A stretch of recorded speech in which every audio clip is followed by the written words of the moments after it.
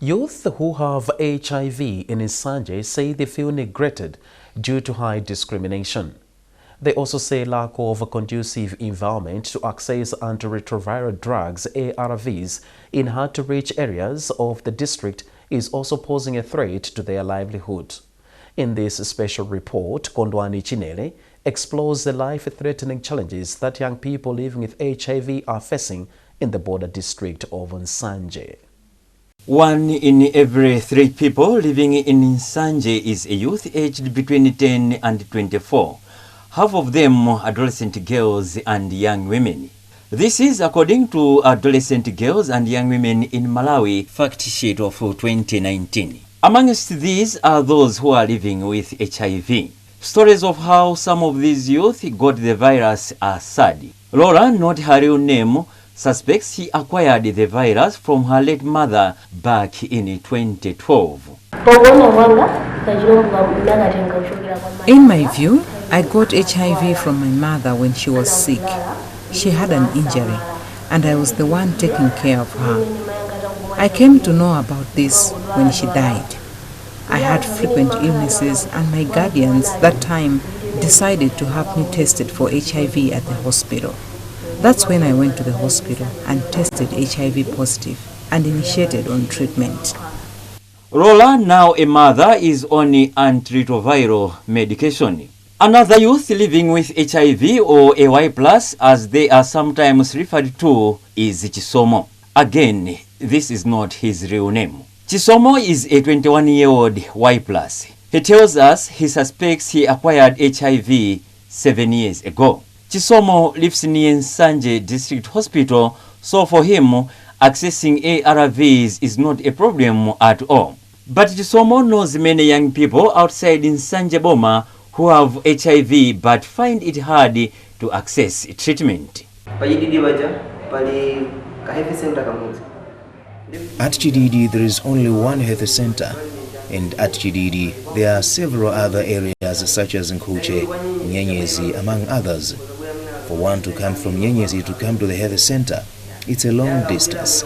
In most cases, health centers are hit by drug stockouts. So if one comes and find no drugs, they are turned back. They feel frustrated to come back because they have already spent on their return transport to the health facility. It becomes difficult for the Y+ to go to the hospital to access treatment because of these hitches. They just default and remain weak. Stories like that of Rola and Chisomo are too common in Nsanje. Theirs are tales of despair and neglect. From their stories, it is clear many suffer discrimination and are sidelined in most district planning activities. Stigma and discrimination have also made the young people in Nsanje to hide their HIV status. Annette, not her real name, is vice chairperson for the Masukilane Youth Club, a yet-to-be registered organization for young people living with HIV in Nsanje. Annette says lack of youth-friendly health services and discrimination remains a big challenge for the Y+. Our colleague defaulted treatment because his parents at home blamed him for contracting HIV at his own will because he was not born with it. He doesn't want to come out in the open to avoid all manner of stigma and discrimination. That's why he's hiding. He says it's better for him to just live like this. I can't go in the open and declare that I'm on ARVs. My friends will be mocking me. When contacted on the issue, Vice Secretary for Nsanje District Hospital Health Advisory Committee, HAC, Nzinga Mupalandevu, said they have not received any complaint from the Y+. We have never received a right violation complaint from a youth at HAC. We have never had such issues. Of course, we receive complaints, but not concerning the youth. They have never come out in the open. But we have heard or received complaints that at some place there's an old person who is sick, but nobody is taking them to the hospital. National AIDS Commission NACS 2020 HIV and AIDS estimates indicate that about a third of all new HIV infections last year were among young people aged between 15 and 24. The report also says there is a large treatment gap among this age group. Nsanje District Health Office statistics show that the district has more than 23,000 people living with HIV who are on ARV treatment. Of these, about 3,000 are youths. Nsanje District Hospital's Youth-Friendly Health Services Coordinator Arina Fezaina confirmed that youth living with HIV are defaulting treatment, acknowledging that this is a long-standing issue. We have a good number of young people defaulting on ART. Yes, we have so many reasons, but one of it being long distances.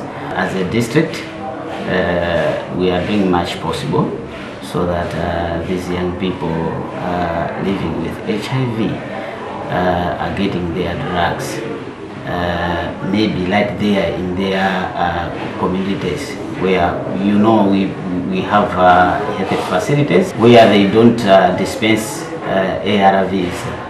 So as a district, in coordination with other partners, we are trying our best so that we can reach them right there in their community. A 2018 Management Sciences for Health technical brief highlights that poor access to and uptake of HIV services contribute to the vulnerability of HIV-infected adolescents. Compared to adults, adolescents tend to be unpredictable in obtaining treatment. The brief further says adolescents living with HIV also appear more likely to engage in risky behaviors compared to children and adults. And if nothing is done to address concerns raised by Annette and Chisomo, many Y+ will shun treatment and complicate the fight against HIV and AIDS and slow down the achievement of Sustainable Development Goal to end AIDS by 2030. Kondwani Chinere, MBC News, Nsanje. And that item concludes this edition of MBC News. A quick look at our top stories before we leave.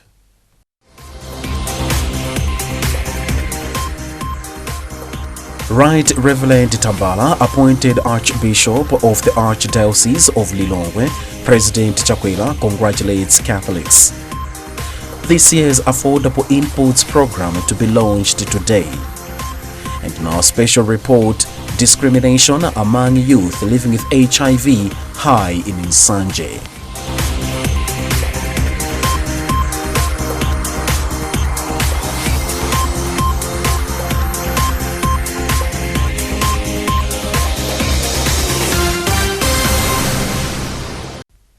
For these and more, log on to mbc.mw.